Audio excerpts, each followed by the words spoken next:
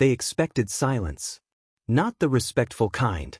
Not the thoughtful kind. The kind that follows defeat. The hollow, airless quiet of a species realizing it has just been told where it stands in the hierarchy of the galaxy. Instead, when the verdict was delivered, the human smiled. It was small, controlled, almost polite, but it landed in the vast chamber like a fracture in glass. 43 civilizations had just voted. The result had been decisive, almost unanimous, and carefully worded to leave no room for appeal. Humanity was not ready. Humanity was not stable. Humanity was not to be admitted, now or in any foreseeable future. And the human representative smiled. For a moment, no one spoke. Not because they were unsure of the outcome, but because something about the reaction felt wrong. The chamber had been built to handle power, conflict, even war. It was not built to handle a response that did not follow the script. The presiding voice, ancient and layered with centuries of authority, repeated the decision more formally, as if clarity might restore order. The denial stood. The ruling was final. Humanity's petition had been reviewed, deliberated, and rejected in full. The human inclined their heads slightly, as though acknowledging a well-delivered line in a performance they had already seen before. "Thank you," they said. That was the second fracture. Not protest. Not negotiation. Not even disappointment. Gratitude. The word moved through the chamber like a ripple through still water, subtle at first, then impossible to ignore. Several delegates shifted. A few leaned forward. One or two, older than most, narrowed their gaze, not in confusion, but in recognition of something they could not yet name.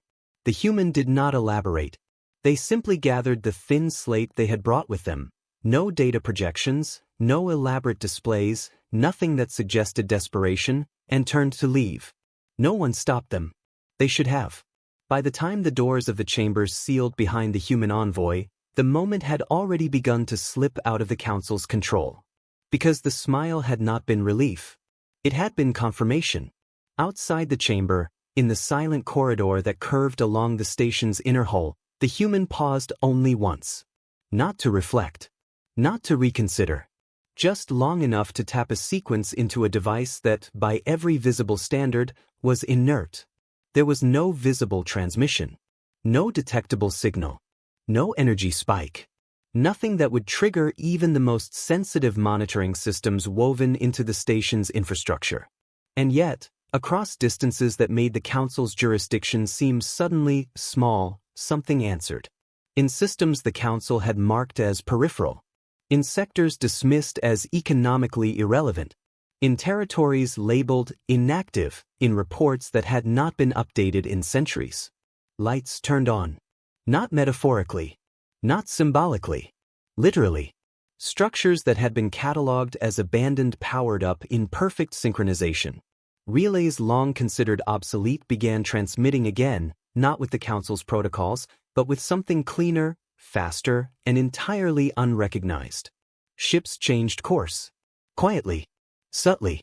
Enough that no single observer would flag it as significant.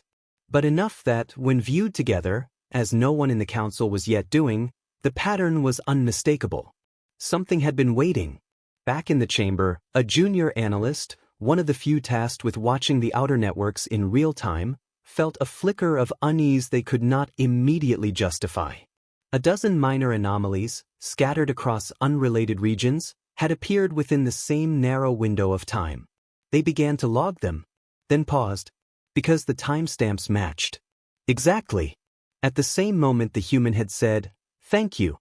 In the corridor, the human resumed walking. There was no urgency in their steps. No visible change in posture. To any observer, they looked like a representative who had just lost everything their species had worked toward for decades.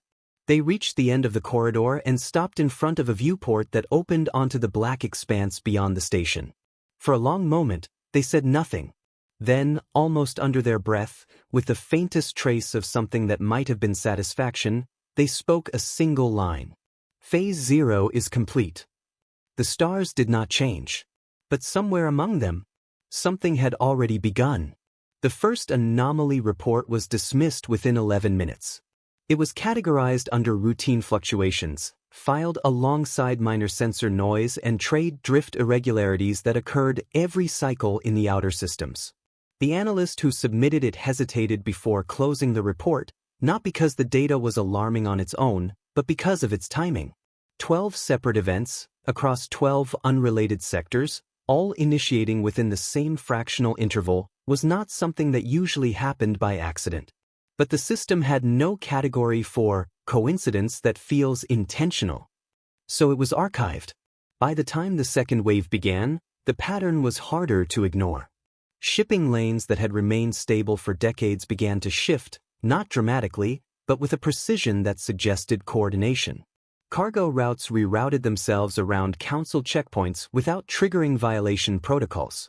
Smaller merchant vessels, often ignored in high-level projections, began forming clusters, temporary, efficient, and strangely synchronized. It looked, at first glance, like optimization. It was not. Deep within the Council's infrastructure network, buried under layers of outdated oversight protocols, a series of dormant relays activated in sequence.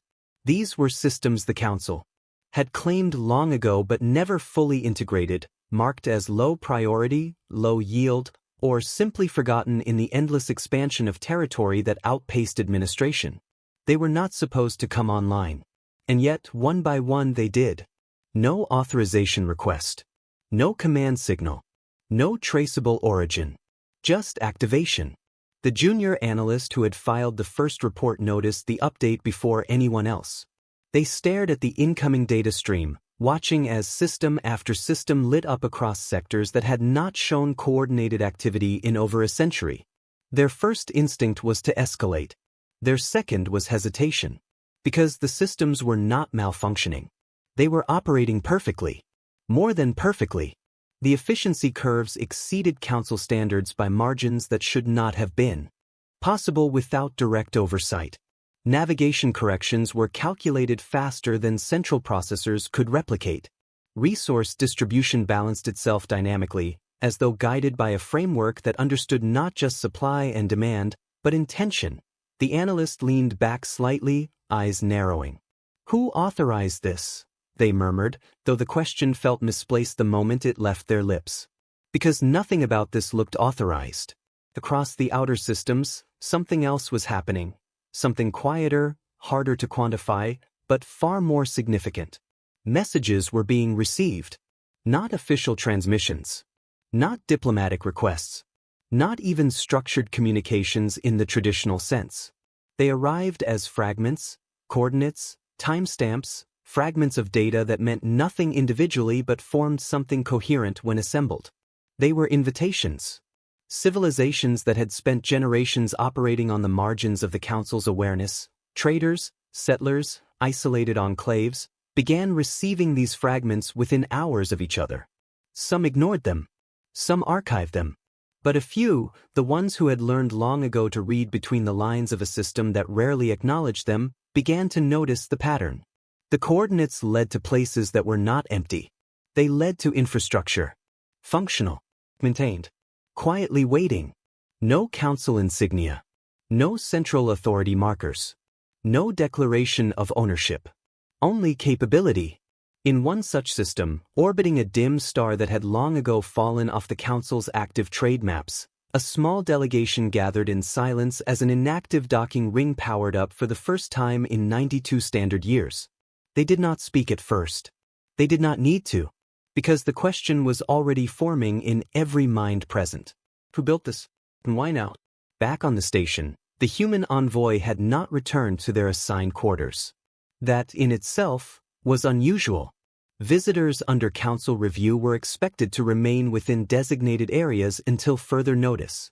It was a procedural standard, one that had been followed by every applicant species in recorded history.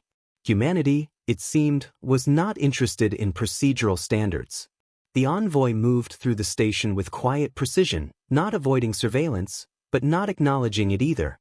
They passed through corridors reserved for logistical operations, paused briefly at observation nodes, and at one point stopped near a maintenance junction that had not been used in active rotation for over a decade.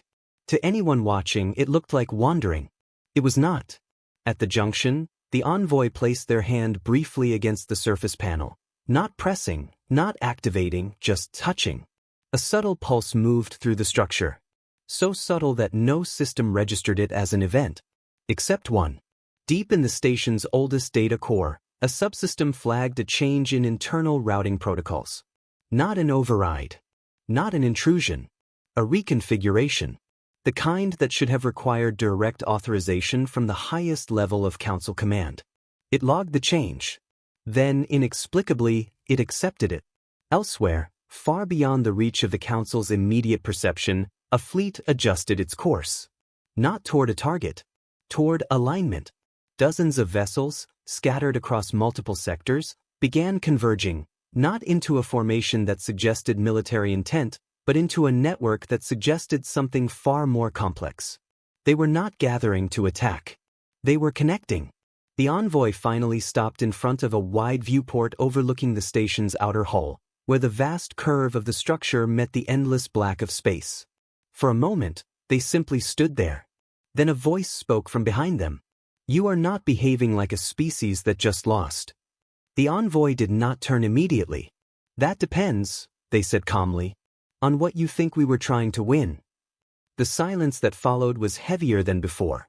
Because for the first time since the vote, someone in the Council was beginning to realize that they might have answered the wrong question. The first civilization to respond did not do so publicly. They never did.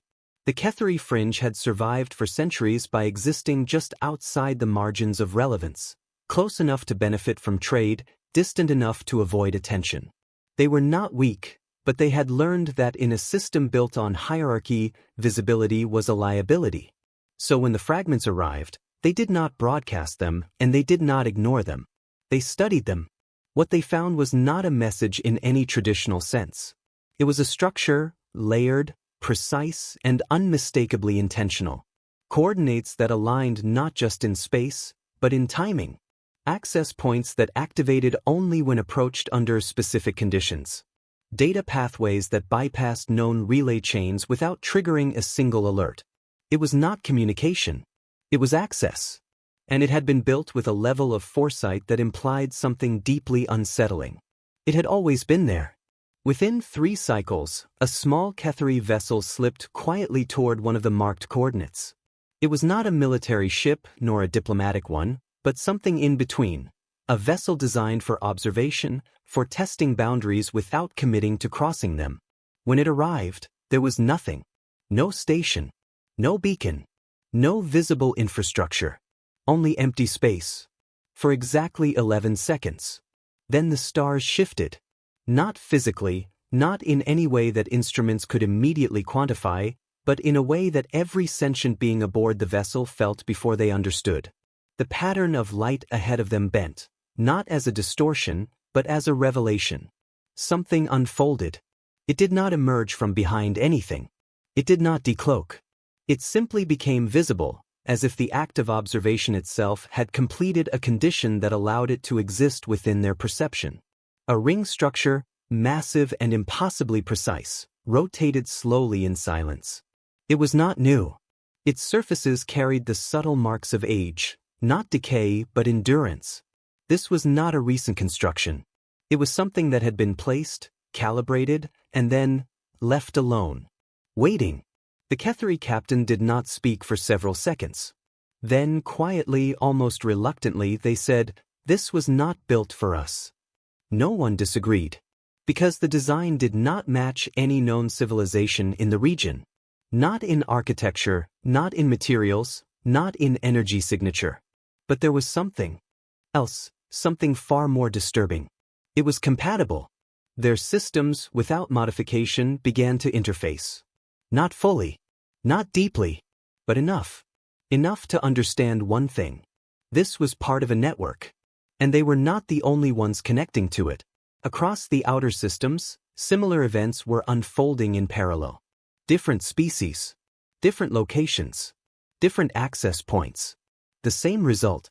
Infrastructure that should not have existed was coming online, not as isolated constructs, but as nodes in a larger framework. one that spanned distances the Council had never fully mapped because it had never needed to. Or so it had believed. Back on the station, the Council's data streams were no longer dismissible. The anomalies had crossed a threshold. Trade deviations were no longer minor. Entire supply chains had begun rerouting through channels that did not appear in any official registry. Resource distribution models were failing to predict outcomes, not because of missing data, but because the underlying assumptions no longer held. The system was not breaking. It was being bypassed. A senior council strategist stood before a projection that no longer made sense. Lines that had once represented stable economic flows now fractured and reformed in patterns that resisted classification. Who is coordinating this? They asked, though the question carried more weight than before. Because coordination implied control. And control implied visibility. This had neither. Behind them, another voice responded, slower, more measured. Not who, they said. What? The strategist turned. What does that mean? It means, the second voice continued, this is not reacting to us. It is operating independently of us.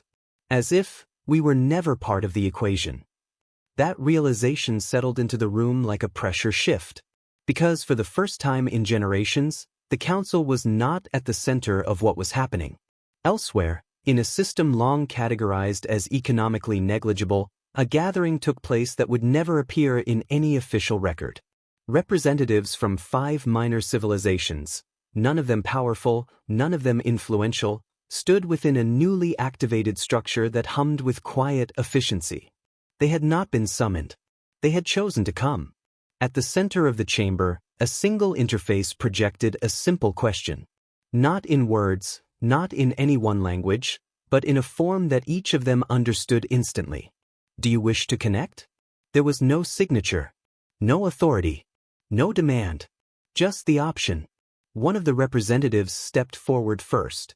Not the strongest among them, not the most experienced, but the one who had lived longest with the consequences of being ignored. They hesitated for only a moment. Then they reached out. The moment their hand crossed the threshold of the interface, the chamber responded, not with light or sound, but with alignment. Data streams opened. Pathways unfolded. Access expanded. Not given. Unlocked. And in that instant, something changed. Not just for them, but for every system connected to the same network.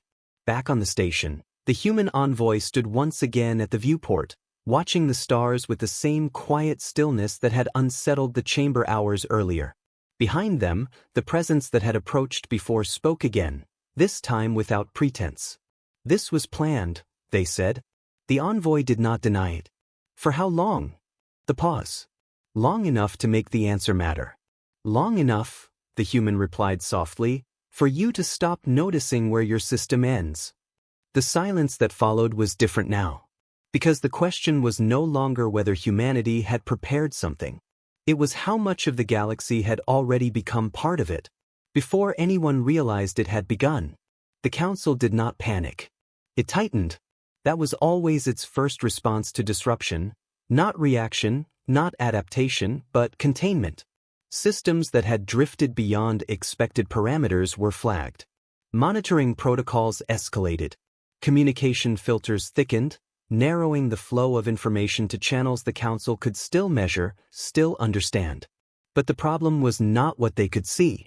It was what they could no longer track. Across the outer systems, the newly activated network did not behave like a threat. It did not announce itself, did not challenge authority, did not demand recognition. It simply functioned, efficiently, quietly, and with a level of coordination that made the Council's own infrastructure feel slow. That was the part no one wanted to say aloud. The strategist who had first identified the anomaly patterns stood in the central analysis chamber, watching as another projection updated in real time. Trade flows that had once passed through Council checkpoints were now diverting through unknown routes, arriving faster, cheaper, and without the delays that had long been considered unavoidable. Shut it down, one of the senior voices ordered. The strategist did not move. We can't, they replied. Then isolate it. We can't do that either. The pause. Explain. The strategist gestured toward the projection, where dozens of lines overlapped in shifting layers of movement. It's not centralized, they said. There is no core system to target, no command structure to disrupt. Each node operates independently, but they align when necessary. If we disable one, the others reroute instantly. It's not a network in the way we understand networks. What is it then? The strategist hesitated, then said the one word no one in the chamber wanted to hear. Adaptive. Silence followed. Because adaptive systems were not controlled. They evolved. And evolution, once it reached a certain scale, did not ask permission. Far from the chamber, in a system that had never appeared on any council priority map, a fleet arrived. 200 warships. They did not broadcast their presence. They did not declare intent. They simply entered the outer perimeter and held position, their formation tight, deliberate, and unmistakable. It was not an attack. It was a message. The colony below, small by galactic standards, barely 250,000 inhabitants, registered the fleet within seconds. Observation arrays lit up. Civilian channels filled with fragmented reports, speculation rising faster than confirmation. For most species, this would have been the moment everything unraveled. For humanity, it was the moment everything became visible. Because within minutes, the fleet's position appeared across every open communication channel in the outer systems. Not as commentary. Not as accusation. As data. Coordinates. Ship classifications. Movement vectors. All verified, all precise, all impossible to dispute. The broadcast spread faster than the fleet had moved. Within an hour, it reached systems that had never interacted directly with the Council. Within 2, it reached those that had spent decades operating under its authority. Within 4, it was everywhere that mattered. The message was simple, though no one had spoken it aloud. Back on the Council station, the reaction was immediate. Who authorized that transmission? A counselor demanded, their voice sharp with something dangerously close to urgency. No answer came. Because there was no authorization to trace. The data had not been intercepted, altered, or leaked. It had been released. Deliberately. The strategist's gaze shifted slowly toward the human envoy, who stood at the far edge of the chamber, observing the unfolding chaos with the same quiet composure they had carried since the vote. You did this, the counselor said, though it was less accusation than realization. The envoy tilted their head slightly. We made it visible, they replied. That fleet is within its rights to operate in open space. Yes, the envoy agreed calmly. And now everyone knows exactly how those rights are being used. The words landed harder than any threat could have. Because the fleet had been positioned under the assumption of privacy, of distance, of limited observation. Now there was none. Every movement, every adjustment, every moment of stillness was being watched, not by a single authority, but by the entire network that had come online in the hours since the envoy had left the chamber. On the colony below, people gathered in open spaces, their eyes fixed on a sky that revealed nothing but distant light. They could not see the fleet directly, but they could see the feeds, live, unfiltered, undeniable. 200 warships. Waiting. The human response came not with escalation, but with presence. 18 vessels entered the system 12 hours later. They did not arrive in formation that suggested confrontation. They did not power weapons. They did not broadcast warnings or demands. They took position. Between the fleet and the colony. Not blocking. Not challenging. Standing. The contrast was immediate. 200 ships, silent and imposing. 18 ships, equally silent, but positioned with a clarity of intent that required no explanation. The feeds did not cut away. They stayed focused, capturing every second, every shift in formation, every adjustment in distance. Across the galaxy, billions watched. Not a battle. A choice. Back in the chamber, the Council's composure began to fracture, not outwardly, not yet, but in the subtle ways that revealed internal strain. Conversations broke from formal structure into fragmented exchanges. Data streams overlapped. Projections updated faster than they could be interpreted. "This is destabilizing," one counselor said. "No," another replied quietly. "This is exposure." The distinction mattered, because destabilization could be managed. Exposure could not be undone. At the viewport, the human envoy remained still, their attention fixed on the distant system where two forces now held position in a silence that carried more weight than any exchange of fire. Behind them, the same voice that had questioned them before spoke again, lower this time. "If this escalates..." The envoy did not turn. "It won't," they said. "You can't know that." The pause. Then, softly, with a certainty that felt less like confidence and more like understanding, the envoy answered. "They didn't come here to start a war." The voice behind them tightened slightly. "Then why did they come?" The envoy's reflection shifted faintly in the viewport glass, the faintest trace of that earlier smile returning, not out of arrogance, but recognition. "To send a message," they said. Another pause. "And now," the envoy added quietly, "they have to decide if they still want to." The fleet did not fire. That was the first confirmation. Across every channel still carrying the live feeds, across every system now watching with a level of attention the Council had never anticipated, the silence held. 200 warships remained in formation, their presence undeniable, their intent increasingly uncertain. 18 human vessels did not move. They did not need to, because the moment had already shifted. What had been meant as pressure, controlled, quiet, contained, had become something else entirely. The longer the standoff continued, the more it transformed, not into a demonstration of dominance, but into a question. And questions, once shared, spread faster than fear. On the outer networks, the first responses began to ripple outward. Civilizations that had remained neutral for generations, some by necessity, others by design, started doing something the Council had never accounted for. They began to choose.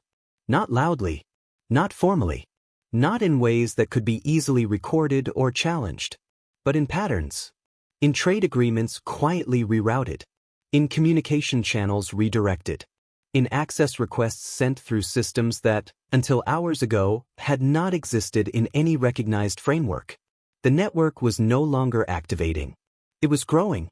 Back on the station, the projections updated again. And this time, they did not stabilize. "They're not just using it," the strategist said slowly, their voice carrying a weight that had not been there before. "They're building on it."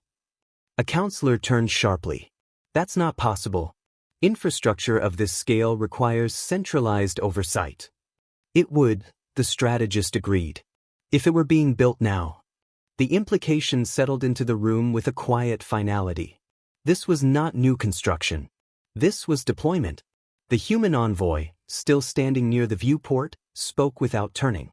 "We didn't build a system," they said calmly. The chamber went still. "We built conditions," they continued. The system was always going to form. That was the moment the Council began to understand. Not fully. Not yet. But enough to feel the shift. Because what they were facing was not a rival structure. Not an opposing force. Not even a competing authority. It was an alternative. And alternatives, unlike enemies, did not need to win. They only needed to exist. Across the network, the invitations changed. Where once there had been fragments, coordinates, access points, silent signals, there was now clarity. A framework. It did not arrive as a declaration. There was no announcement, no broadcast from a central authority claiming ownership or leadership. Instead, it appeared simultaneously across every active node, integrated seamlessly into the systems that had already come online. A structure that explained itself simply by functioning. Open trade. No tariffs. No gatekeeping. Mutual defense, but only by agreement. Autonomy preserved. Representation equal. No central authority. No council. No permission required. For the first time in recorded galactic history, a system had emerged that did not ask who held power. It asked who chose to participate. The response was immediate. Not unanimous. Not universal. But faster than any council process had ever moved. Within hours, the first formal alignments began. A trade consortium in the southern routes rerouted its primary exchanges through the network, bypassing council checkpoints entirely. A mining collective long restricted by regulatory delays shifted its operations to a newly activated corridor that reduced transit time by half. A diplomatic enclave, one that had spent decades waiting for recognition, submitted its first agreement not to the council, but to the network itself. They were not defecting. They were stepping sideways. Back on the station, the council chamber no longer resembled the controlled environment it had been designed to maintain. Conversations overlapped. Projections clashed. Data streams contradicted assumptions that had stood for centuries. This is unsanctioned, one counselor insisted, though the words sounded increasingly hollow. It is lawful, another replied more quietly. Under our own charter. That was the fracture point. Because the framework humanity had introduced, subtly, indirectly, without ever declaring it, was not in violation of galactic law. It was built on it. Every clause, every pathway, every agreement aligned with provisions the Council had written and then neglected, sections designed for edge cases that had never been expected to scale. Humanity had not broken the system. They had read it. Completely. The strategist turned back to the envoy, their expression no longer skeptical, but something closer to recognition. You engineered this, they said. The envoy shook their head slightly. No, they replied. We understood it. The distinction mattered. Because engineering implied control. Understanding implied inevitability. Far beyond the chamber, the standoff at the colony reached its own quiet conclusion. The 200 warships began to move. Not forward. Not aggressively. They withdrew. Slowly, deliberately, their formation maintaining cohesion even as it shifted away from the colony's orbital boundary. No announcement accompanied the movement. No justification was offered. But the feeds captured everything. Across the galaxy, the message was received clearly. The fleet had come to intimidate, and had left without acting. Not because it had been defeated, but because the context had changed. 18 human vessels remained in position for several moments longer, holding the line not as a barrier, but as a presence. Then, just as quietly, they adjusted course. Not in pursuit. In continuation. Because the moment had never been about the fleet. It had been about what came after. Back at the viewport, the envoy finally turned. For the first time since the vote, they faced the chamber fully, meeting the gaze of those who had once evaluated humanity as an applicant. We didn't want a seat at your table, they said, their voice steady, carrying without force. The pause. Long enough for the weight of the words to settle. We wanted a system where no one needed one. Silence followed. Not confusion. Not denial. Something far more dangerous. Understanding. Because in that moment, the Council realized the truth they had missed from the beginning. Humanity had never been trying to join their system. They had been building something that made it unnecessary. No, it was already working. The collapse did not begin with a declaration. It began with absence. In the days following the fleet's withdrawal, there was no sudden uprising, no coordinated rebellion, no visible fracture that could be isolated and addressed. Instead, what the Council had relied on for centuries simply stopped behaving the way it was supposed to. Trade shipments arrived without passing through checkpoints. Transit lanes once regulated by Council oversight carried traffic that no longer requested clearance. Entire sectors continued operating exactly as before, same goods, same routes, same volume, except the Council was no longer part of the equation. At first, the discrepancies were small enough to ignore. Then they compounded. Revenue projections faltered. Resource allocations misaligned. The delicate balance of influence that had been maintained through controlled access began to slip, not because anyone was actively dismantling it, but because fewer and fewer participants saw a reason to maintain it. The system was not under attack. It was being outgrown. In the central chamber, the strategists stood before a projection that now refused to stabilize entirely. The lines representing economic flow no longer formed a coherent structure. They fractured outward, connecting to nodes that had not existed in any prior model, forming a parallel web that operated with increasing independence. They're not leaving, the strategist said quietly. A counselor turned sharply. Then why are our systems losing coherence? Because they're not leaving, the strategist repeated. They're staying exactly where they are and choosing something else.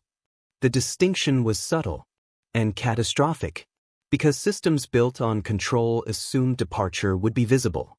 That defection would be measurable. That resistance would create friction. But there was no friction, only redirection. Across the outer network, the framework continued to expand, not through conquest, not through enforcement, but through preference. Civilizations that had spent generations adapting to council-imposed limitations found themselves operating in an environment where those limitations no longer applied. The result was immediate. Efficiency increased. Transit times dropped. Negotiations that once took cycles resolved in hours. And most importantly, no one had to ask. The psychological shift was deeper than the Council's models could quantify. It was not just that the new system worked. It was that it worked without requiring submission. For many, that was enough. Back on the station, internal communications began to fracture along ideological lines. Some council members argued for intervention. If we allow this to continue, one voice insisted, we will lose structural authority across the outer systems entirely. Another responded, slower, more measured. We are not losing authority. We are discovering how much of it was never ours to begin with. That answer did not resolve the conflict. It deepened it, because for the first time in centuries, the Council was not debating how to govern. It was debating whether it still could. The proposal for a second fleet mobilization emerged quietly at first, then with increasing urgency. Not an act of aggression, but a demonstration. A reinforcement of presence. A reminder that power still existed in concentrated form. But even as the proposal circulated, something else was already undermining it. Every movement was visible. Every preparation leaked into the network. Not through espionage, not through infiltration, but through the same mechanism humanity had introduced from the beginning: transparency. Fleet assembly points appeared on open channels before they were officially confirmed.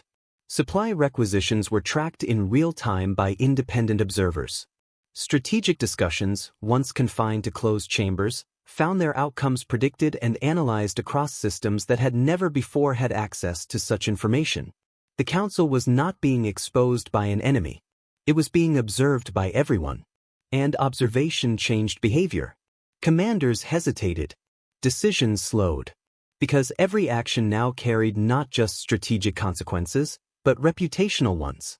Back at the viewport, the human envoy watched the unfolding shifts with the same quiet focus that had unsettled the chamber from the beginning. "You're accelerating it," a voice said from behind them. The envoy did not turn. "No," they replied. "We're removing the delays." "That's the same thing." "It isn't." The pause. Then, more quietly, acceleration forces decisions before understanding. This, the envoy gestured faintly toward the projection beyond the glass, gives everyone time to see what they're choosing. Behind them, the silence stretched. Because that was the part no one had prepared for. This was not chaos. It was clarity. Across the network, the framework evolved again. Not structurally, but socially.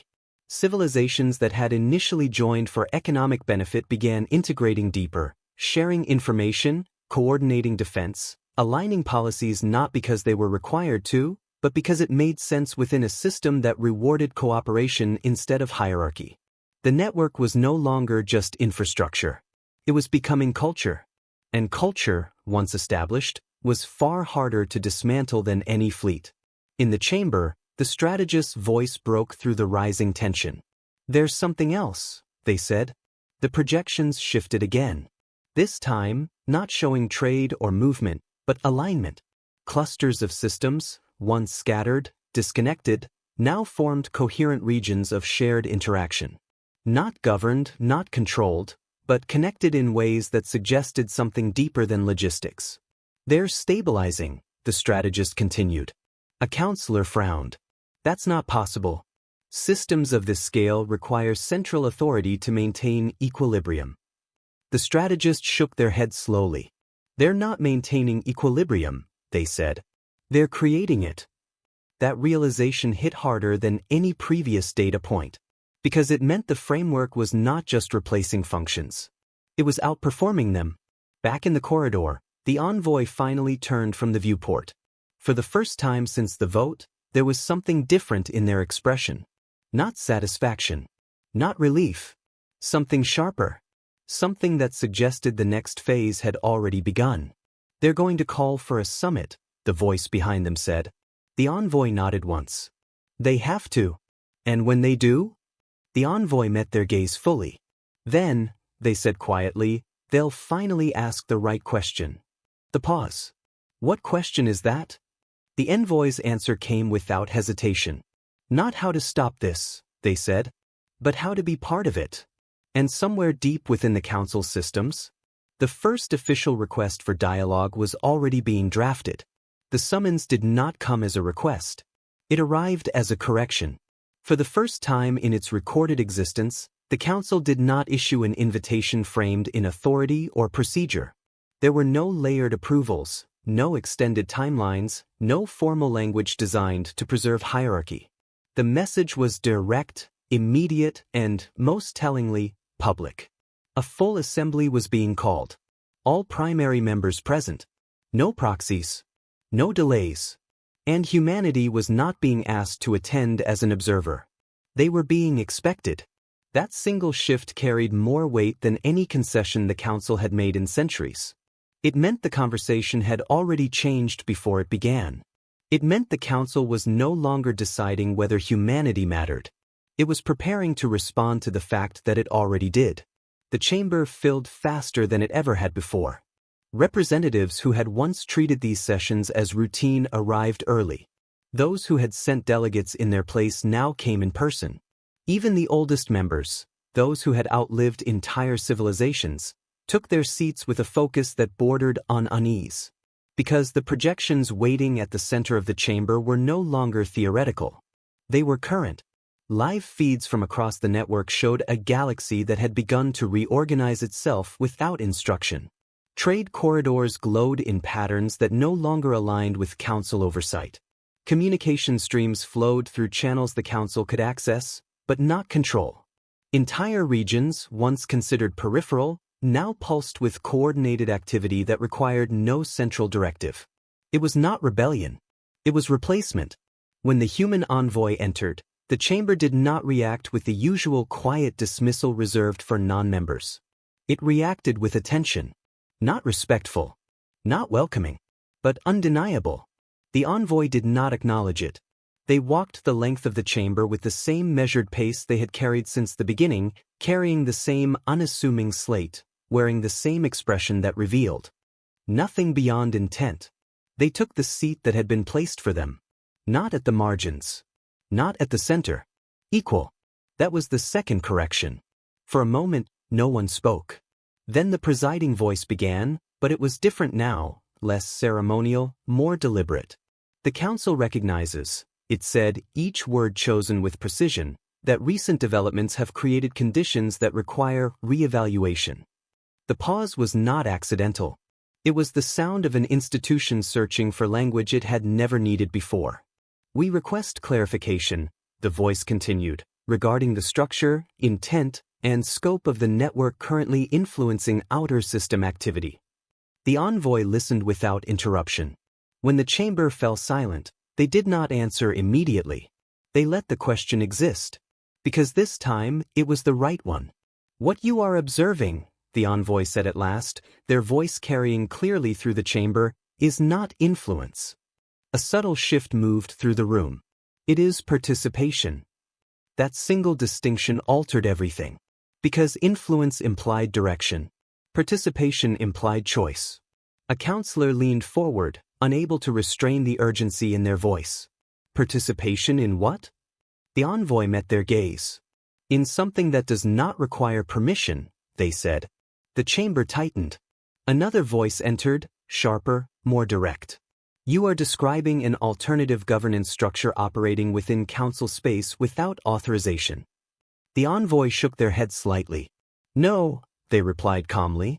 "I am describing what happens when governance is no longer required to function." That was the fracture point. Because the statement did not challenge authority. It removed the need for it. Voices rose, controlled, but no longer unified. That is unsustainable. It is destabilizing. It violates established order. Each assertion carried weight, but none of them landed the way they once would have. Because beyond the chamber, the feeds continued to update. The system was not destabilizing. It was stabilizing. Faster. Better. Without them. The strategists stepped forward then, breaking from protocol in a way that would have been unthinkable days earlier. If it functions without us, they said, their voice steady despite the tension surrounding them, then why are you here? The question cut through everything else. It was not defensive. It was honest. And that made it dangerous. The envoy regarded them for a moment, as if weighing not the question itself, but the intent behind it. Then they answered. Because you still exist, they said simply. The pause. Long enough for the implication to settle. We are not here to remove you, the envoy continued. We are here because what comes next depends on whether you choose to remain separate or become part of what is already forming. Silence followed. Not confusion. Not denial. The presiding voice shifted again, lower now, stripped of the certainty it had carried for centuries. If we engage, it said carefully, what becomes of the council? The envoy's expression did not change. That depends, they replied, on what you think the council was meant to be. The answer did not resolve the tension. It deepened it. Because for the first time, the council was not defending its power. It was questioning its purpose. Across the chamber, reactions diverged. Some saw opportunity, adaptation, survival through integration. Others saw erosion, the loss of structure, of control, of identity. Neither side spoke it aloud. But both understood what was at stake. This was not negotiation. It was transformation. The projections shifted again. New alignments appeared, systems that had once remained neutral now forming connections at an accelerating rate. Trade volumes increased. Communication density expanded. The network was not waiting. It was continuing. With or without them.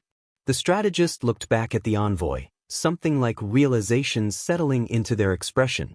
You designed this moment, they said. The envoy shook their head. No, they replied. We prepared for it. The difference was subtle and absolute, because preparation implied inevitability. And inevitability meant the decision in this chamber was not about stopping what had begun. It was about deciding how history would remember their response to it. The presiding voice drew in slowly, as if gathering the weight of centuries into a single moment. Then we will ask plainly, it said. The chamber stilled. What do you want? For the first time since the envoy had entered, there was no strategy in the room. No positioning. No control. Only the question that should have been asked from the beginning. The envoy leaned forward slightly, their voice quieter now, but carrying further than before. We want the same thing you always claimed to represent, they said. The pause. Except this time, it has to be real. The chamber did not respond immediately, because for the first time, they were not deciding humanity's future. They were deciding their own. The decision did not come all at once. There was no singular moment where the chamber shifted, no dramatic declaration that marked the end of one era and the beginning of another. Instead, it happened the way all real change happens. Quietly at first, in the space between what had been said and what could no longer be ignored. For the first time in its long history, the council did not move to a vote immediately. That, more than anything else, revealed the truth. They were thinking, not calculating outcomes, not aligning factions, not preparing arguments. Thinking. The projections continued to update at the center of the chamber, no longer treated as distant developments, but as present reality.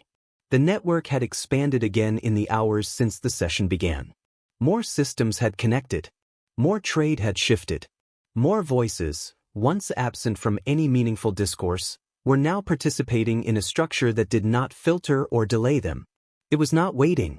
And for the first time, the council understood that it never had. A senior member, one who had remained silent through most of the session, rose slowly from their seat. Their species had been among the founding voices of the Council, architects of the very framework now being challenged. "We built this," they said, their voice steady but stripped of its usual authority.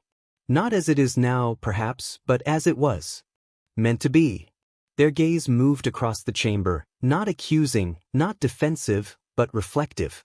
A place where cooperation could outpace conflict. Where structure could prevent collapse. Where no single power would dominate the rest. They paused, the weight of their own words settling into the space around them. "Somewhere along the way," they continued, quieter now, "we began maintaining the system instead of fulfilling its purpose." No one interrupted. Because no one could. The envoy did not speak. They did not need to. The moment was no longer theirs to control. It belonged to the Council. Another voice followed, one that had argued earlier for preservation, for stability, for the continuation of what had always worked. "If we integrate," they said carefully, "we lose control." A third voice responded, not in opposition, but in recognition. "We lost control the moment it stopped working." That was the turning point. Not a victory. Not a defeat. A realization. The presiding figure, ancient and composed, shifted forward slightly, the subtle motion drawing the chamber's attention without command. "Then we will proceed," they said, their tone deliberate, measured, and entirely new in its framing. "Not to preserve what we have been, but to determine what we must become." The words did not echo. They settled. Because for the first time, the Council was not asserting authority. It was redefining it. The process that followed was faster than anything in recorded history. Not because procedure had been abandoned, but because it had been simplified. Layers of delay removed. Redundancies stripped away. Decisions made with clarity instead of caution. Terms were not imposed. They were aligned. The framework humanity had introduced, once viewed as external, unauthorized, disruptive, was not rejected. It was acknowledged. And then, piece by piece, integrated. Sovereignty of connected systems recognized. Trade restrictions lifted where they no longer served purpose. Representation extended, not as a concession, but as a correction. The Council did not dissolve. It changed. And that change, more than any act of force, reshaped the galaxy. Across the network, the response was immediate, not in celebration, not in declaration, but in continuity. Systems continued to operate, but now with a clarity that had not existed before. The divide between inside and outside began to fade, replaced by something less rigid, more adaptive. Not controlled. Connected. In the chamber, the final act was simple. The presiding figure turned toward the human envoy, not from a position of elevation, but from an equal line of sight. "For the record," they said, "the Council recognizes humanity as a full participant in this structure." The pause. Not as an applicant. Another pause. Not as an exception. And finally, as an equal. The envoy inclined their head, the gesture identical to the one they had given at the beginning, but carrying an entirely different weight. There was no smile this time. There was no need. Because the outcome had never been about recognition. It had been about transformation. As the session concluded, the chamber began to empty, but more slowly than usual. Conversations lingered. Exchanges continued. The rigid formality that had once defined every interaction had softened, replaced by something less predictable, but more real. The strategist remained near the projection, watching as the final updates settled into a pattern that, for the first time in days, held steady. "It's stable," they said quietly. The envoy stepped beside them, following their gaze. "It always was," they replied. The strategist glanced at them. "You knew this would work." The envoy considered the statement for a moment, then shook their head slightly. "We knew it could," they said. The rest depended on whether anyone else wanted the same thing. The strategist looked back at the projection, at the countless systems now linked not by obligation, but by choice. And they did. A small pause. "Yes," the envoy said. Beyond the viewport, the stars stretched out unchanged, as they always had, indifferent to the structures built among them. But something within that vast expanse had shifted. not the balance of power, the meaning of it. As the envoy turned to leave the chamber for the final time, their steps were as steady as they had been at the beginning. No urgency, no hesitation, just movement, because humanity had not come to take control of the galaxy. They had come to make sure no one ever needed to again. And somewhere, far beyond the reach of any single system, new connections were already forming. Not because they had to, but because they could.